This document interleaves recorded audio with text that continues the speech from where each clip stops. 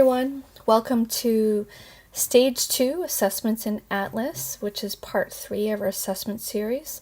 This will be a brief overview of what you do when you enter into the Atlas curriculum mapping system and want to add in assessments into the Stage 2 portion of the system. You'll find that this is a lot simpler than working on Stage 1, and we'll go very quickly.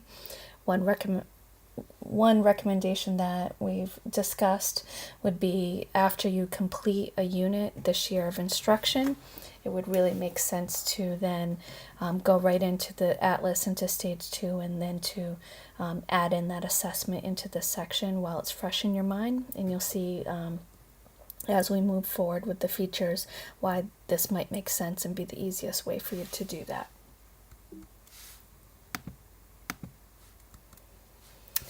So we want to think about the interalignment between Stage 1 and Stage 2 that we've talked about. In Stage 1, we were focused on the desired results of student learning and what students would be able to know and be able to do. So now we're really focusing on what is the evidence and how do we know that they learned it. So the focus in Stage 2 is on valid evidence, making sure that that what we assess and how we assess flows logically from the Stage 1 goals. As we've noted before, when we work and put our assessments into Atlas and when we develop them, we want to begin with anchor assessments that really focus on those enduring understandings and the important to know and do categories. And so what are those big ideas, those essential questions, the main content and skills that we had identified, and really thinking about those power standards. What would be enduring for our students. And so most often that would be performance tasks and projects, open-ended, complex, authentic assessments.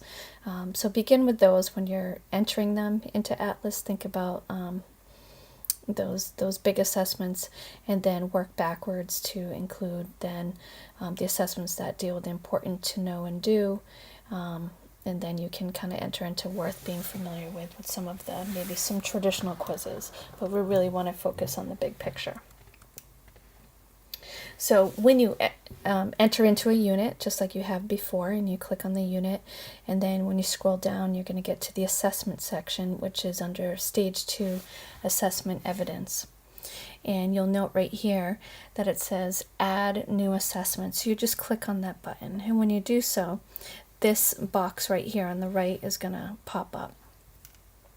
The first thing you do is you think about the assessment and give it the most appropriate name, keeping in mind that the purpose of our curriculum maps are to communicate out to others, and so you want to make sure that whatever the assessment name is clear to others. Then you click on this drop down of where it says assessment method, and you click on the most appropriate descriptor of the assessment method. So in this case it says oral presentation. And then you click on what the assessment type of whether or not it's formative or summative, and then assessment description. And when you enter the assessment description, typically that would just be a few sentences that give a few more details for the viewer to understand what the assessment might be about, or for a new teacher if they were coming in and looking at this curriculum map for the first time. And then over here, you'll note it says Unit Targeted Standards. These are all the standards that you had identified already in Stage 1 as standards of that unit. And so what you do is, with this assessment, you click on the various standards that would fit, that you'd be using in this assessment. And it will give you kind of a snapshot over here of which, if you've already assessed any of these standards already in the unit or the course. And then in the corner, number 4, you click on Save. Oops. So let's talk a little bit more about other features, overview features that will show up. So we just mentioned that you align the assessments to the standards. And you may have noted it says additional standards, so I guess if it's possible there'd be an additional standard that would be in there, but in most cases it would be standards that you had entered up in Stage 1. On the bottom, you may note it says the number of standards that are aligned to this assessment. Right here, you have the option to link any resources to a specific assessment. This is a great place that, let's say you had a performance assessment and some sort of project, and you wanted to, and you had an overview sheet that describes what that assessment's about, then you could add a link to that assessment resource. It'd be a way for you to see it, a way for a new teacher coming in to see it, or some of your colleagues to see that.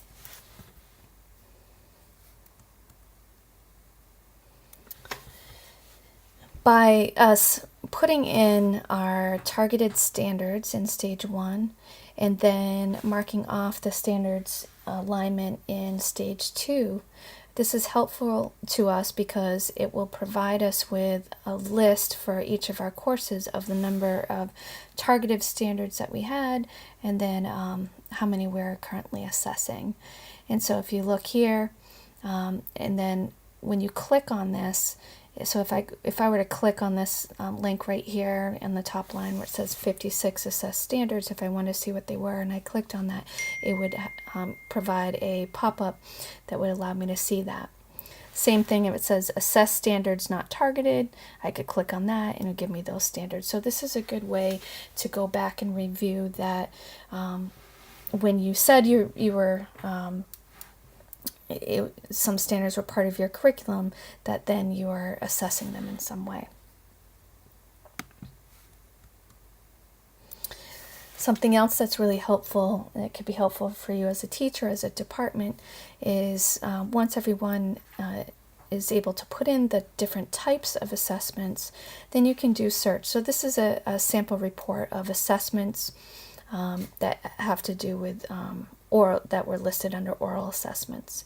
And so at the time that I did this report, 72 assessments displayed using these assessment methods. So it said oral debate, oral discussion, other peer assessment, oral presentation, oral speech. So you can get a sense of, in different areas or in your classroom, the types of assessments that you're using. Some of you may be wondering, what are the particular assessment expectations, especially in regard to inputting into Atlas. And what we're looking for is what is in Atlas to really represent much of the great work that you'll be doing in the classrooms and with the students with the assessments. So we're looking for a variety of types of assessments in Atlas. Looking for descriptions that are detailed, easy to understand for others, but those descriptions can be brief. We're just looking for the proper details.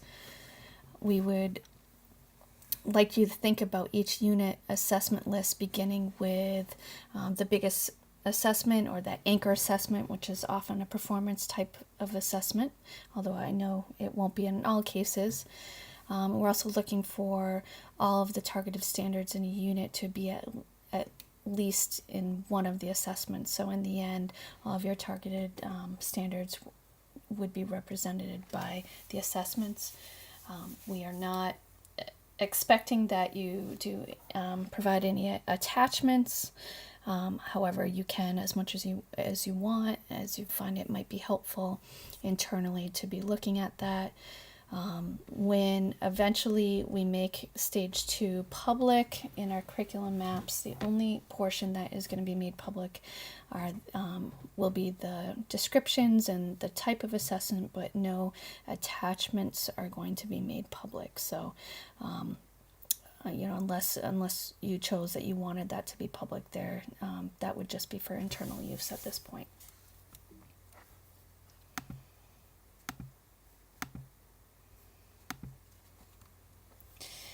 And finally, after you put in your assessments, you want to do your own quality check that you're beginning with a performance assessment or whatever the large unit assessment task might be, that you have a variety of assessments, your descriptions are detailed and clear, and that all targeted standards are assessed. And that is a brief overview of Stage 2 assessments in Atlas in Part 3 of our assessment series. Thank you.